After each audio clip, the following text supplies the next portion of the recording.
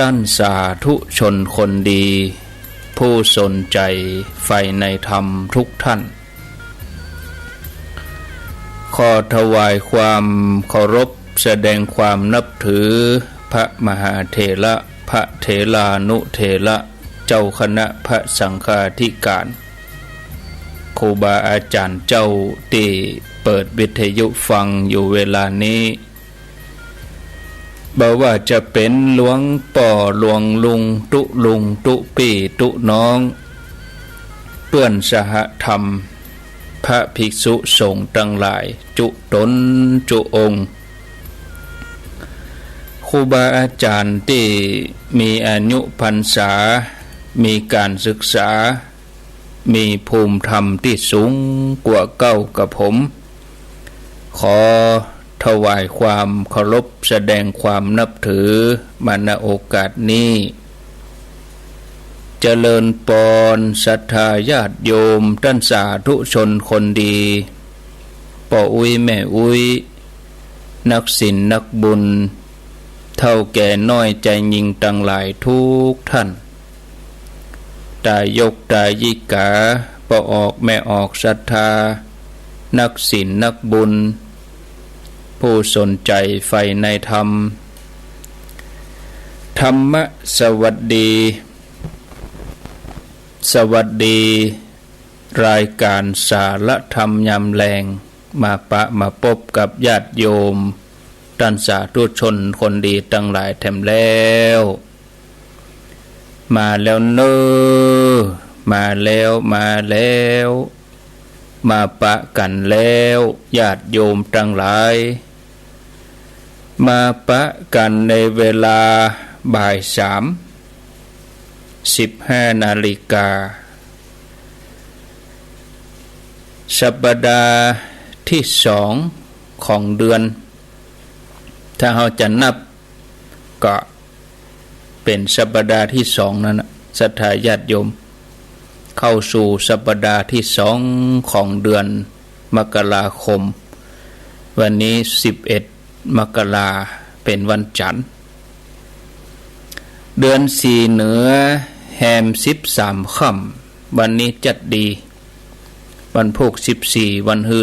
15วันเดือนดับเดือน4ดับเดือน5ก็จะออกมาละศรัทธาญาติโยมเดือน4หนาวหน้าเดือน5หนาวตีนหนาวมือ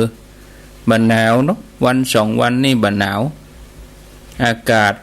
อุ่นมาศรัทธาญาติโยมเนาะเมื่อคืนก็บางท่านก็ยังได้เปิดพัดลมนอนอยู่อุณหภูมิตอนเมื่อแรงนี่ก็27 องศาก็พอดีนะเปิดพัดลมสบายคือมันวีไปวีมาเนอะมันหมุนไปหมุนมาแต่ไปคือมันกระด้างอยู่ที่เก่ากินน้ำอุ่นตัวบดีกินน้ำเย็นเท่าแก่มาแล้วนอน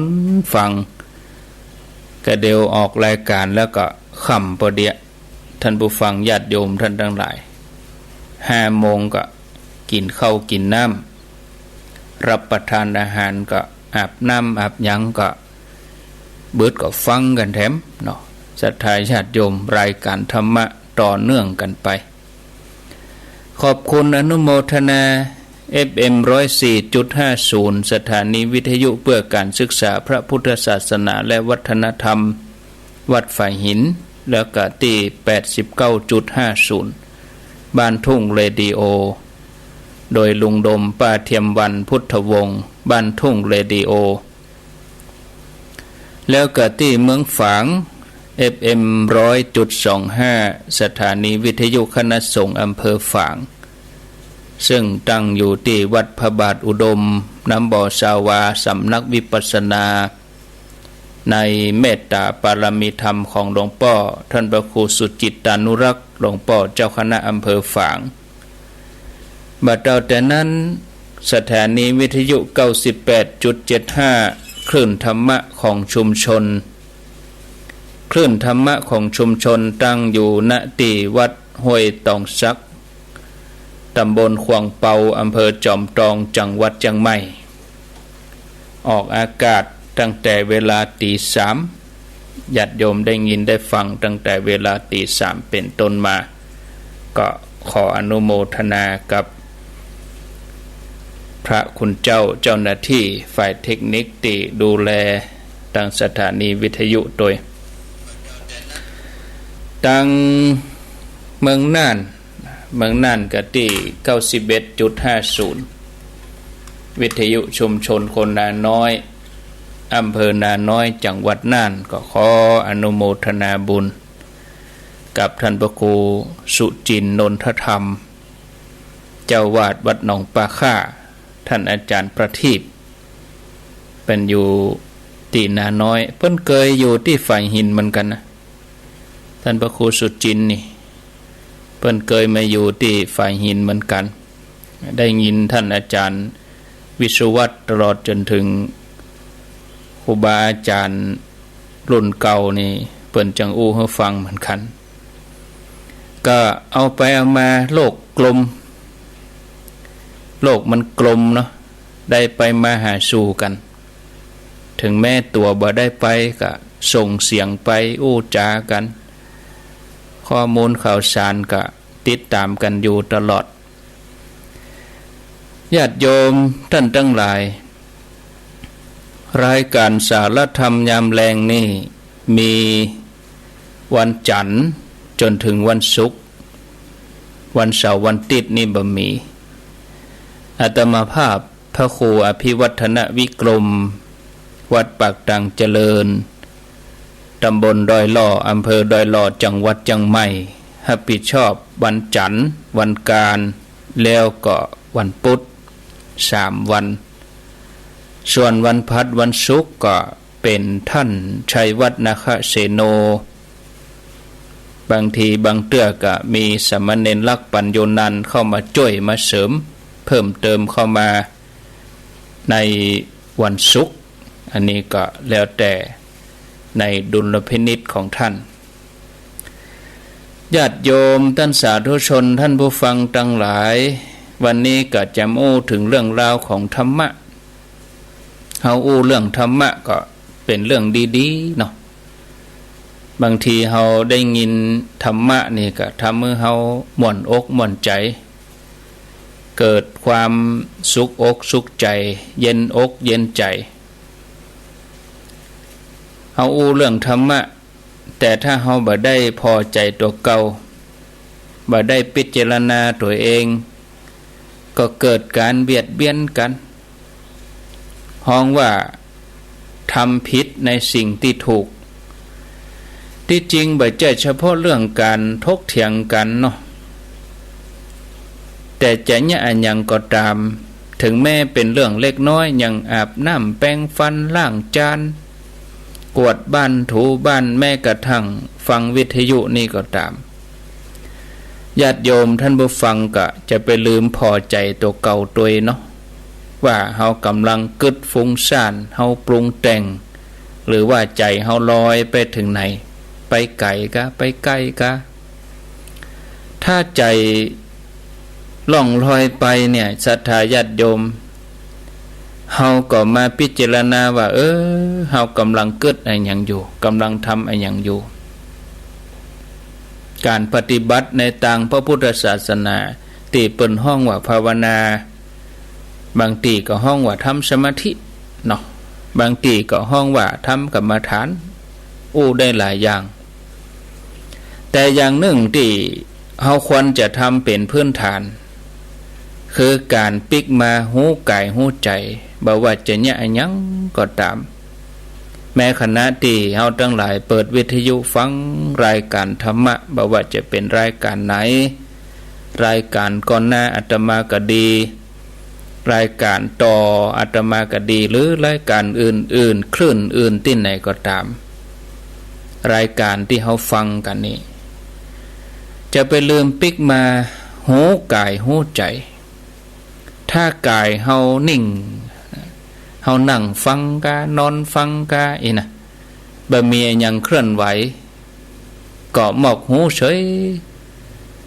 แต่ถ้าใจเผลอปุ่งออกไปทางนอกก็หู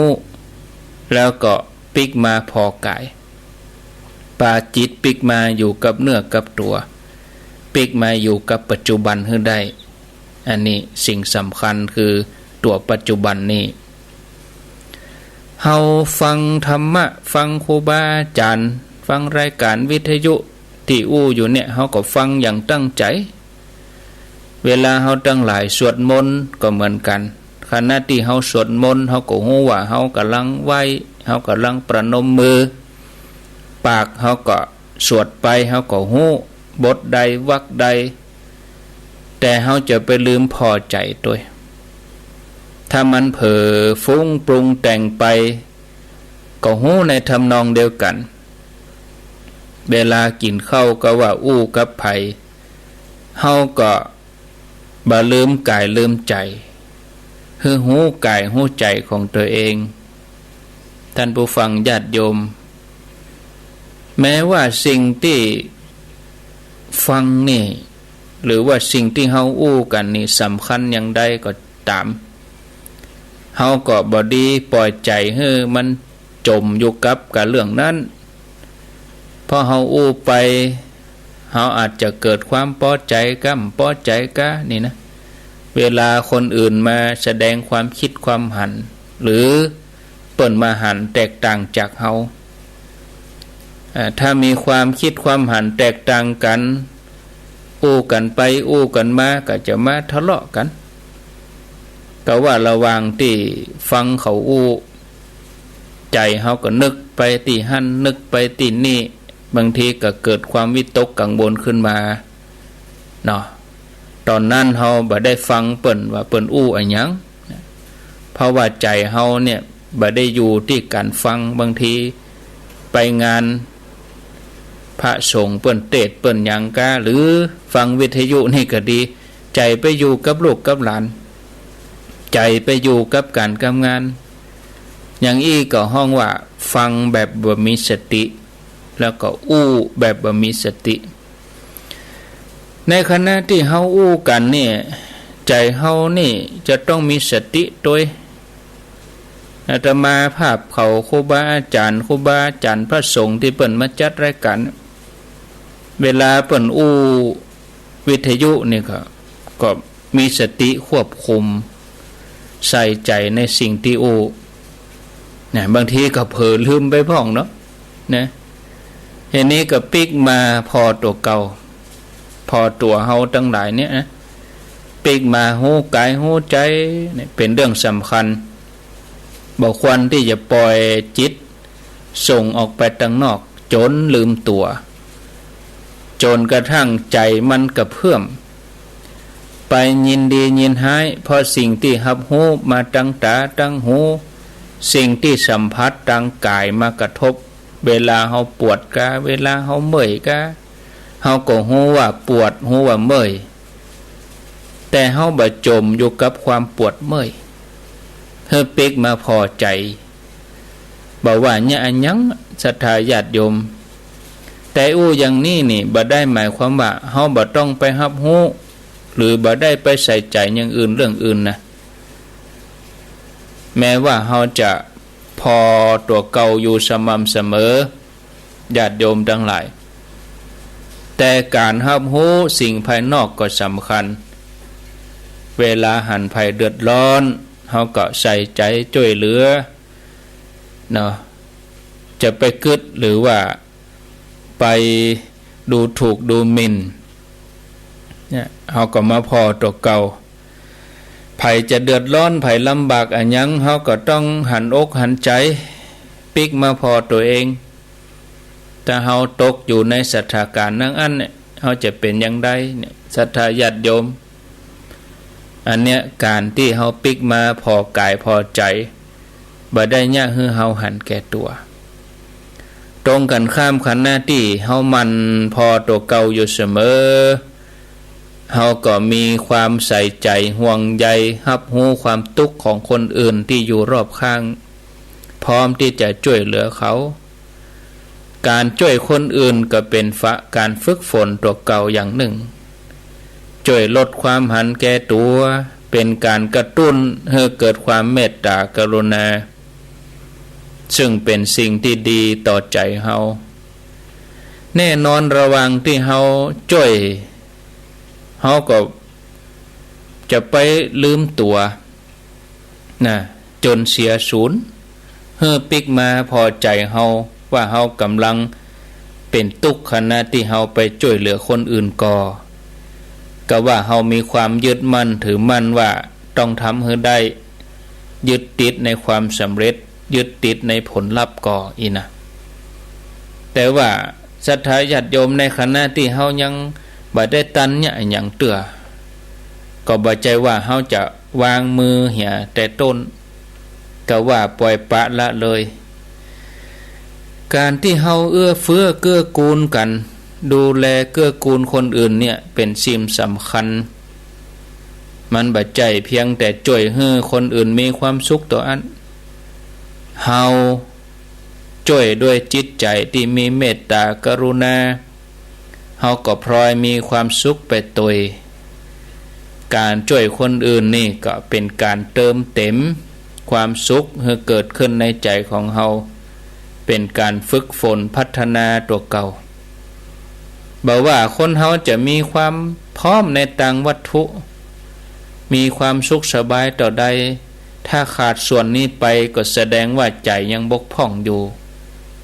บอกว่าจะเอาวัตถุอันอย่างมาเติมก็มีทางที่มันจะเต็มมีโยมคนหนึ่งมีฐานะร่ำรวยแล้วก็หน้าตาก็ดีใส่เสื้อผ้าราคาจัดแปลงแต่พอแววตาก็เป็นคนที่หม่นหมองมีความตุกข์ใจเอาไปเอามาต้องไปปรึกษาจิตแพทย์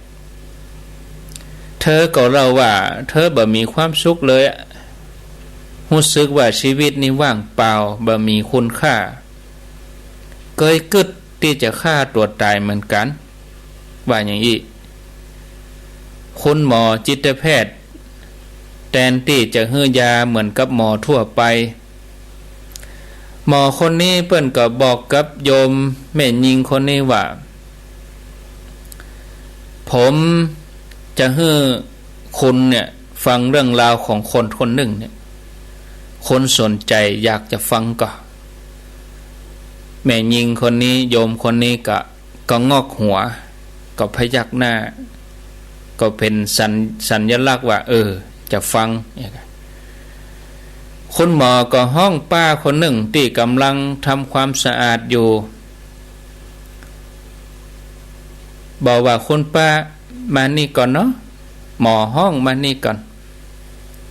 ช่วยมานั่งเล่าเรื่องราวของป้าให้กับคุณแม่หญิงคุณผู้หญิงคนนี้ฟังหน่อยเล่าเรื่องนี้ให้คุณนายฟังหน่อยอีเตอเนาะ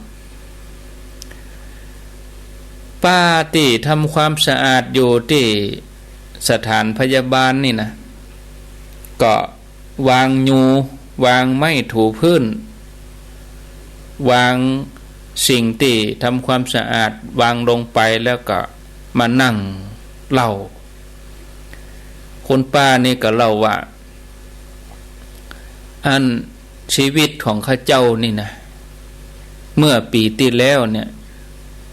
สามีเสียชีวิต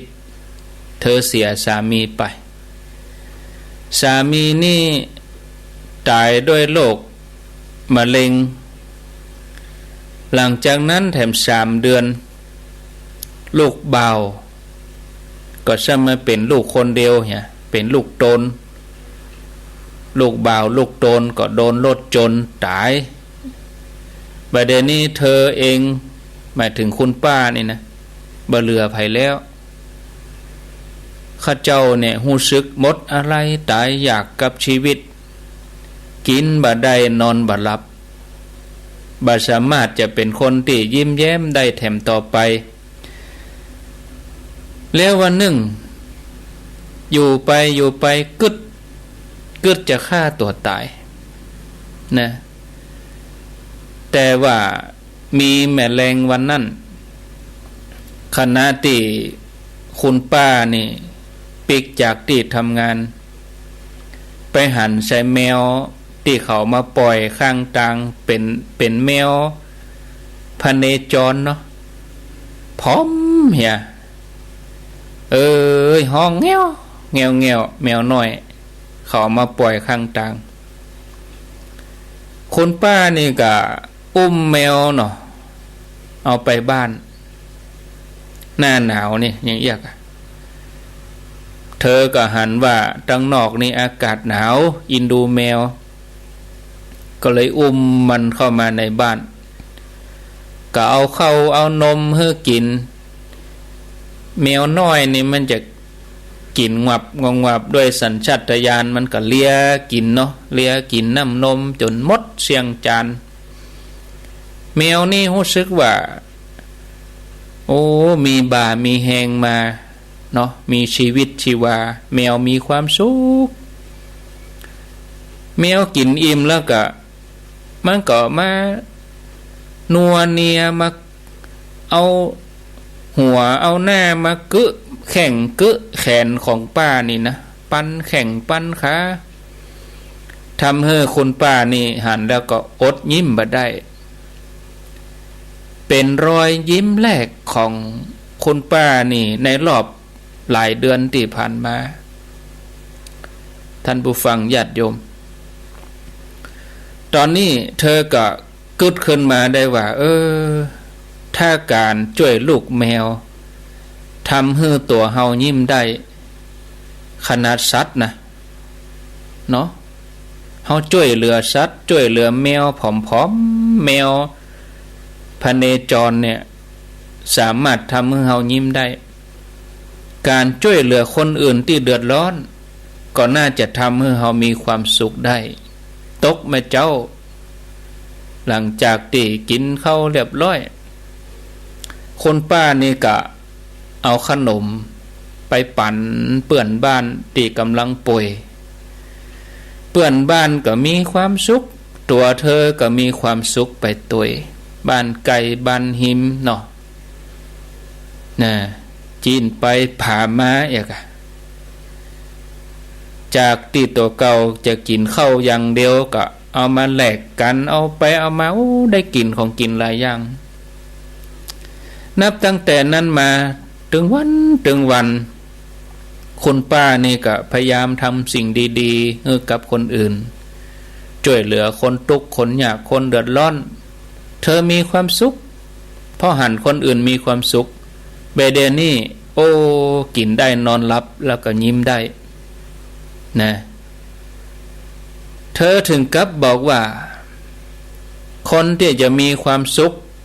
เต่าตัวเก่านี่คงจะบ่มีจากคนที่บอกว่าชีวิตบ่เหลืออันยังเลยเกิดจะฆ่าตัวตายตอนนี้ปิกมามีความสุขเธอมีความสุขเพราะอันยังศรัทธาญาติโยมมีความสุขเพราะว่าจิตที่เมตตาจิตได้เอื้ออาทรเมตตาอารีได้หันคนอื่นมีความสุขท่านผู้ฟังญาติโยมการได้ช่วยเหลือคนอื่นเนี่ยเป็นการเยียวยาความโศกเศร้าที่ดีนะเพราะเมื่อเราลงมือหรือแม้กระทั่งกึดบ่ได้นะกึดที่จะช่วยนะเมตตากรุณาจะหาที่ไหนได้เนาะอันความเมตตาปราณีเนี่ยถูกปลุกขึ้นมาในใจของเราความเมตตากรุณาเมื่อเกิดขึ้นกับไผเมื่อใดมันก็จะช่วยไล่ความโศกเศร้าความหดหู่ออกไปจากใจนอกจากนั้นการออกไปช่วยคนที่เดือดร้อนก็ทำให้เราได้เกิดว่าคนอื่นลำบากกว่าเรามีนัก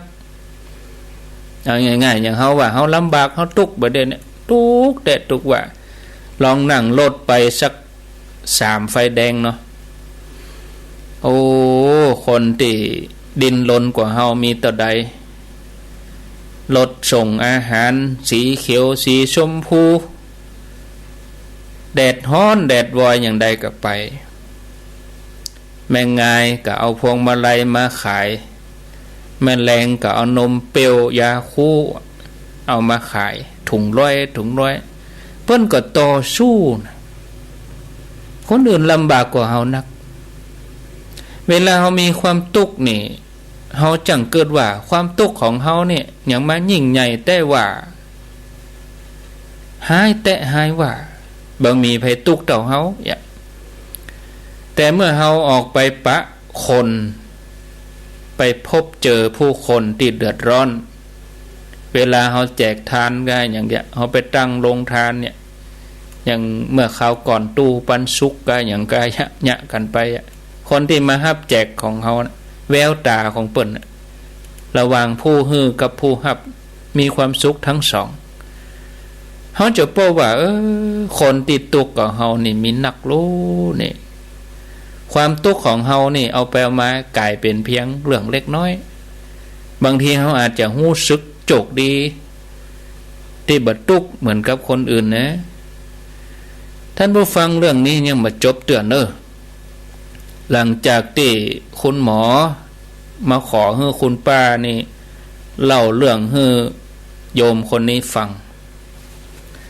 หญิงสาวคนนั้นก็ให้ขึ้นมาเลยโอ้ให้โง่แบบบะมีปีบะมีคุยเธอก็แต่งตัวจัดดีนะใส่แว่นใส่สร้อยขับรถก็ราคาจัดแปลงเธอบอกว่าตัวเธอเนี่ยมีทุกอย่างที่เงินซื้อได้แต่สิ่งที่เงินซื้อบ่ได้เธอก็บ่มีเลยสักอย่างนะที่เธออู้ว่าเธอบ่มีเลยสักอย่างแล้วก็ที่เงินซื้อบ่ได้นะหมายถึงความสุขที่เงินซื้อบ่ได้ศรัทธาญาติโยมแล้วเธอก็บอกว่าเงินซื้อความสุขบ่ได้มันหมอกเจ้ามาตอนอันว่าเงินเจ้าความสุขแต่อย่างที่เฮาเจ้ามาล้วนอยู่กับเฮาเพียงชั่วคราวเนาะบ่เมินบ่นานเฮาคำว่าเจ้าก็ต้องคืนเปิ้นอย่างโยมคนเนี้ยมีทรัพย์สินเงินทองนักความสุขก็มีชั่วคราวไปกินไปเล่นไปเอี่ยวแต่บ่เมินบ่นานความสุขนั้นก็จางไปหายไปพอสิ่งหมู่นี้มันมีสิ่งใหม่เข้ามาเดี๋ยวมันก็เบื่อเพราะว่าเบื่อสิ่งที่มีความสุขจากวัตถุนั้นเสน่ห์ของมันก็คือเกิดโวยไปโวยเนาะบักกองหายไปชีวิตก็รู้สึกว่าว่างเปล่าแต่บักกองเฮาได้ไปช่วยเหลือคนอื่นความสุขก็จะเกิดขึ้นเป็นความสุขแถมมุมหนึ่งเป็นความสุขแห่งแบบหนึ่งเป็นความสุขที่ได้ช่วยเหลือคนอื่นต่างจากความสุขจากการเสพความสุขแบบที่คนทั้งหลายทำกันทั่วไปศรัทธาญาติโยมท่านทั้งหลายในเรื่องนี้เปิ้นกันยังลงลึกไปแถมว่าโยมแม่หญิงคนเนี้ยตอนที่เธอเป็นละอ่อนน้อยเนี่ยชีวิตลำบากชนิดที่ว่าปากกัดตีนทิพย์หาเงินส่งเสียตัวเองเรียนจนจบมหาวิทยาลัยแต่ก็เก่งในเรื่องค้าขายกู้อย่างขายหวยขายแช่ขายเหล้าขายยาสินค้าแบรนด์เนมจบแล้วก็ตั้งหน้าตั้งตาหาเงินฉลาดในการหาเงินเก็บเงินเก็บทองสร้างฐานะตั้งแต่อายุ20 ปลายเนาะแต่วันหนึ่งเธอก็ไปตรวจพบว่าตัวเองเป็นมะเร็งระยะ1นี่นะแต่เธอก็ใจสู้ดิ้นรนทำทุกอย่างเพื่อรักษามะเร็งแบบว่าจะ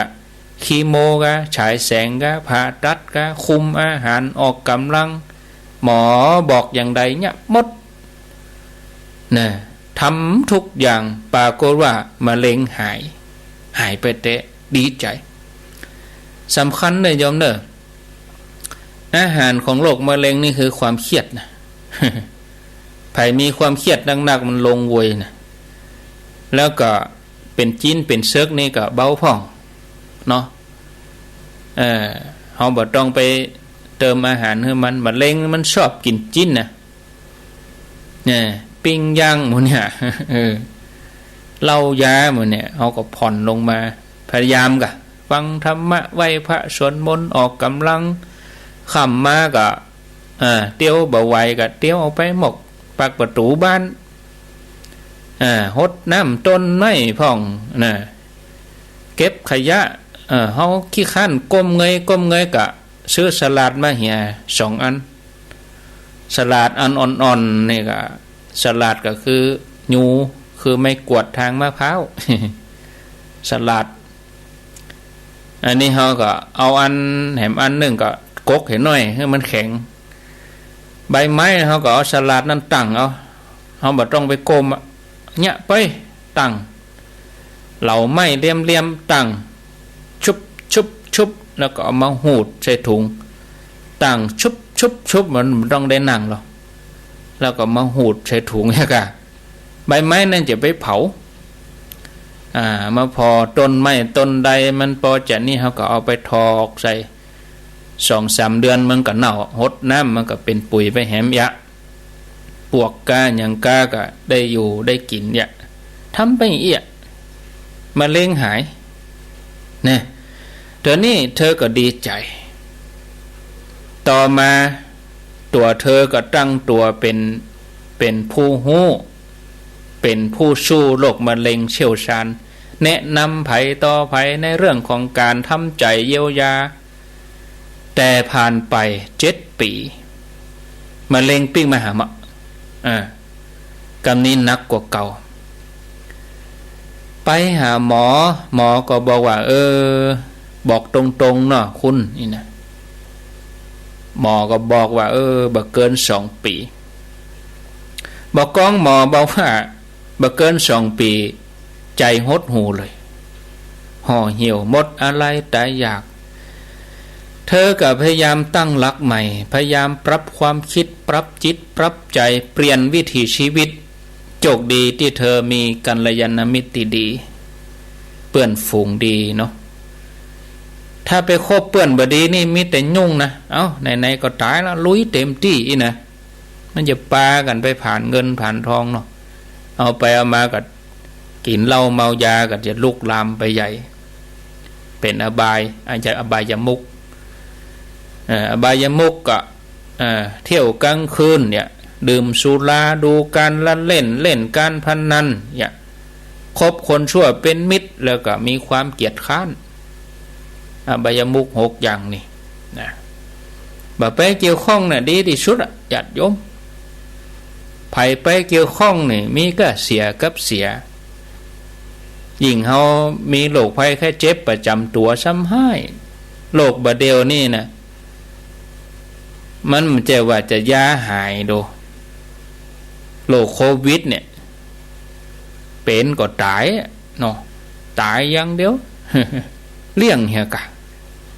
เปิ้นบ่ฮื้อไปก็จะไปเปิ้นฮื้ออยู่ก็อยู่นี่กะ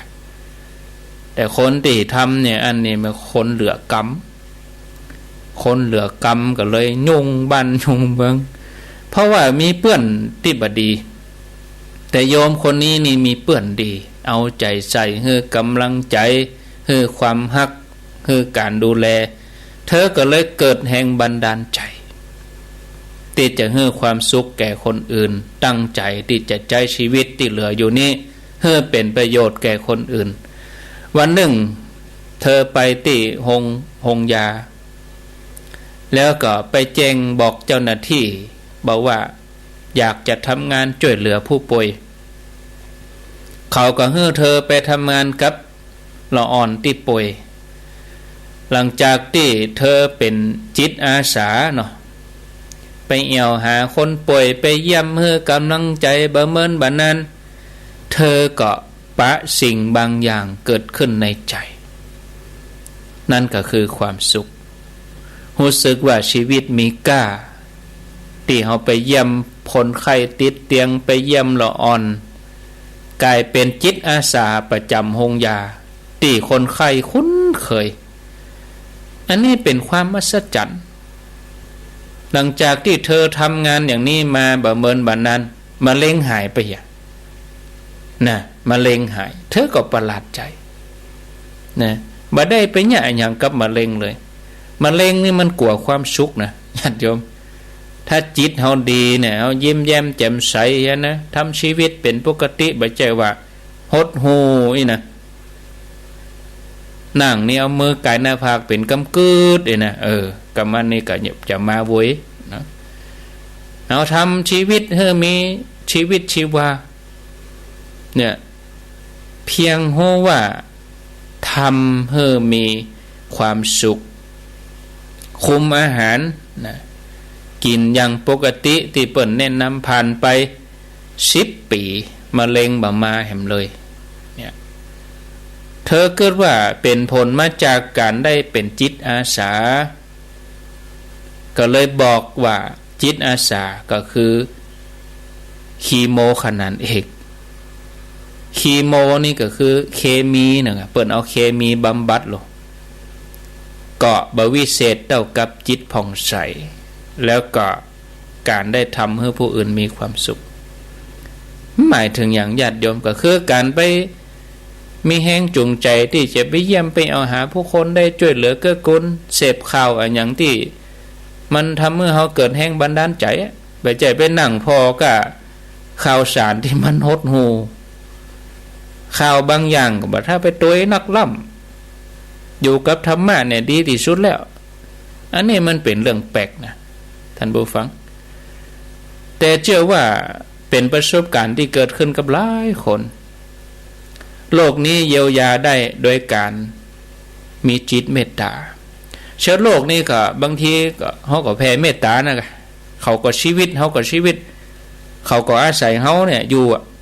มูเชื้อโรคเนี่ยเขาตายเขาก็ตายแผ่เมตตาก็อยู่ด้วยกันไปดีๆเมื่อเธอจะเปิ่งฉันเนาะท่านผู้ฟังอาจจะเป็นเพราะว่าการไปช่วยเหลือคนอื่นเนี่ยทำให้สมองเฮานี่หลั่งสารที่มีความสุขเนาะสารหลายๆตัวเนี่ยหลั่งออกมาว่ะหมอเพิ่นรับรองเหมือนกันนะเนี่ยอินโดฟินอีกอะทุกหมดทุมญาติโยมว่าไปอย่างนั้นเนาะสารเอนโดฟินโดพามินเซโรโทนินนี่เนาะสารมูนี่สังเกตเหมือนกันนะเวลาเขามีความสุขอย่างนั้นมันรู้สึกว่าวันนี้มาแค่ยิ้มวันค่ำช่วยเป็นภูมิคุ้มกันของร่างกายคนเฮานี่ถ้ามีความสุขโดยเฉพาะสุขจากการทำความดีเนอะ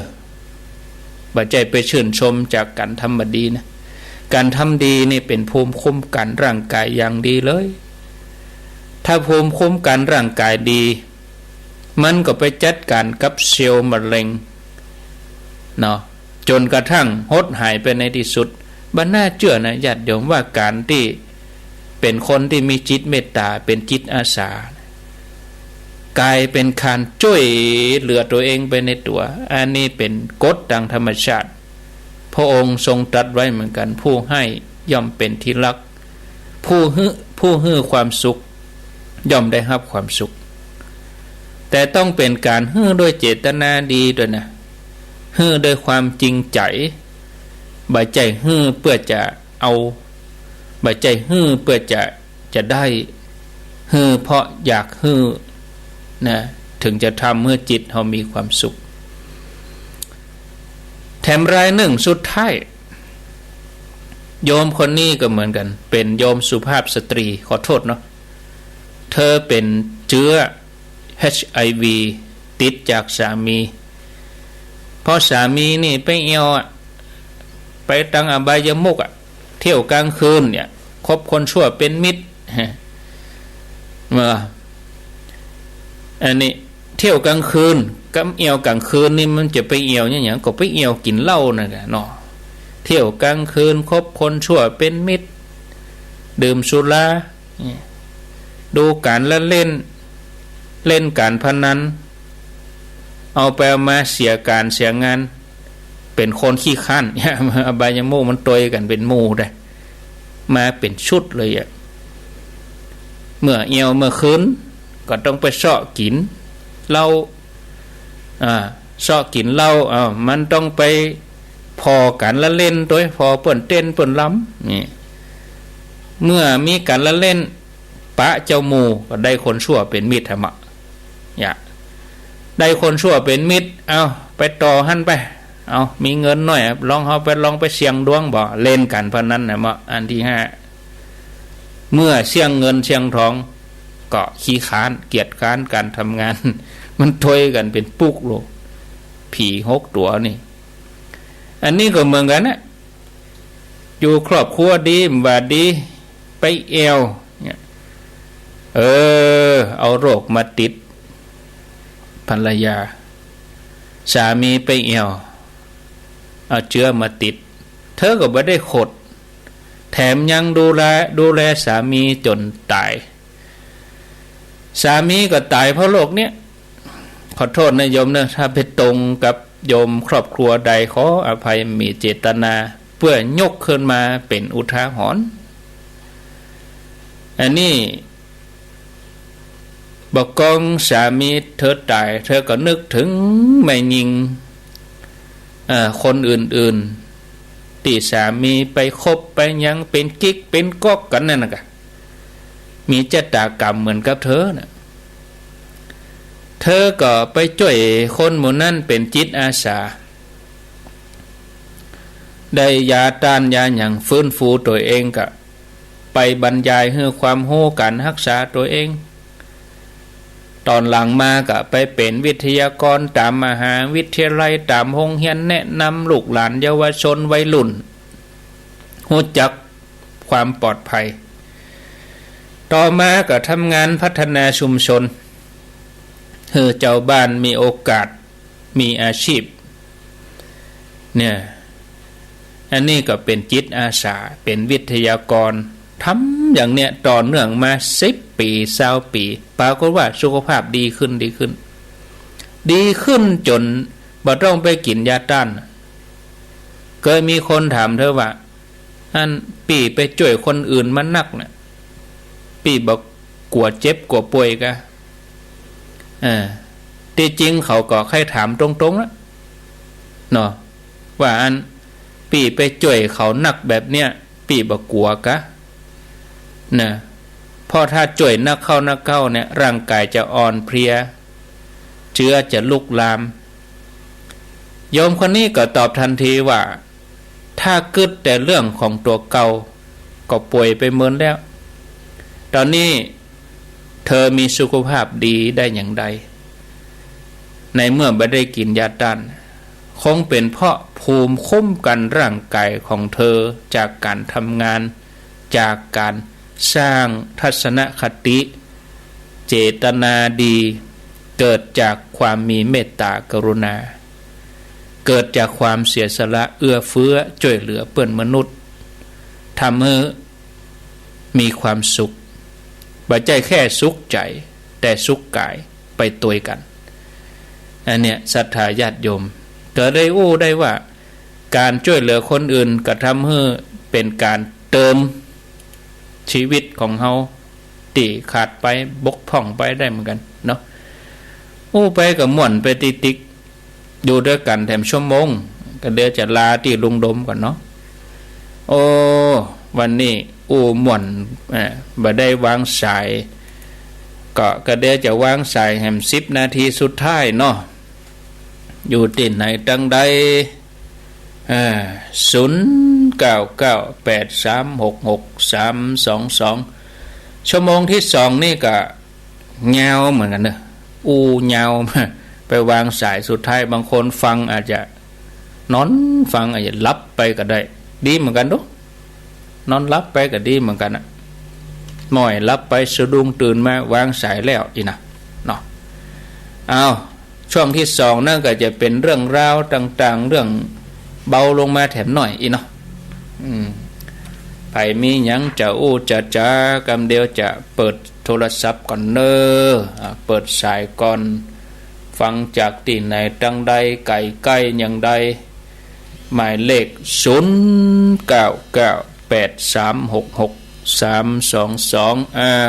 มาโดยรับก่อนนอเจริญปนไว้สาเจ้าจากดังใดจากหน้าพระตำหนักภูพิงเจ้าตำหนักได้ยินชัดดีกะได้ยินชัดดีเจ้าบนดอยพุ่นนะเจ้าวันนี้อากาศดีโปร่งดีเนาะฟังคลื่นยังโยมคลื่นน่าจะเป็น104ก็104เจ้าฟังเป็น104ฟังตลอดก่อนนี่ฟังตลอดเจ้าแต่ว่าโยมแม่อันโยมมีลายของท่านอยู่ค่ะแต่ว่าเมื่อรุนมาติดต่อมาได้เจ้าเจอยังแม่ยัง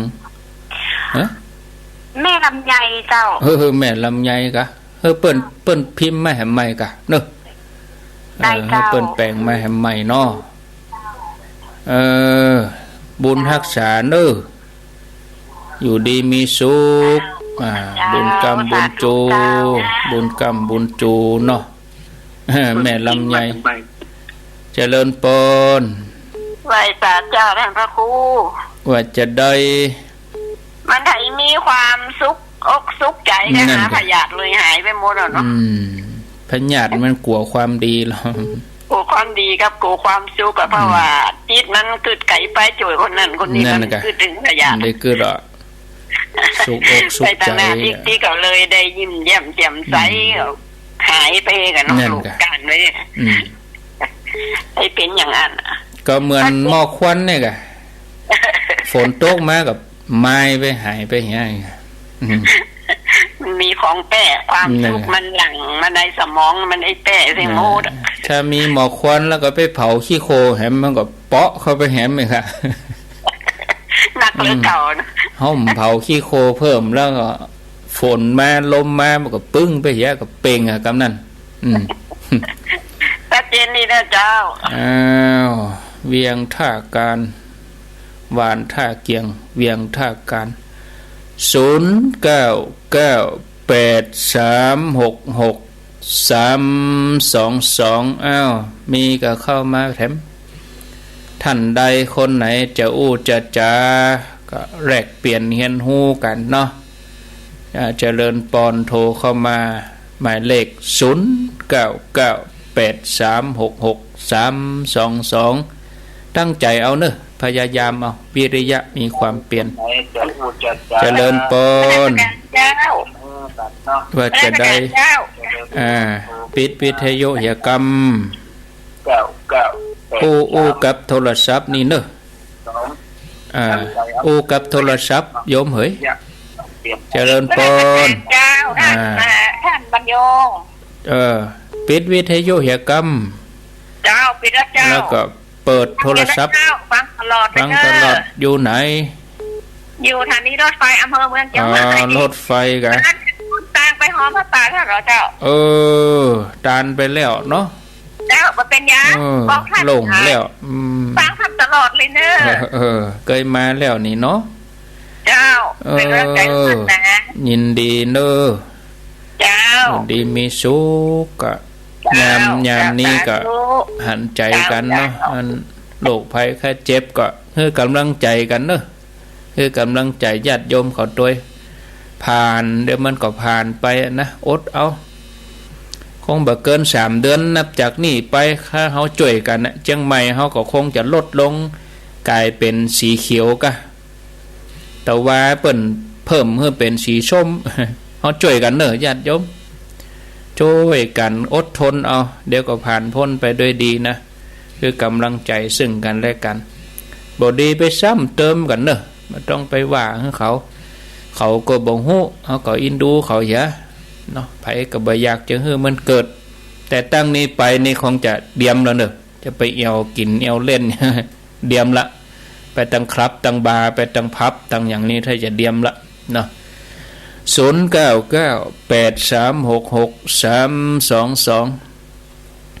เจริญป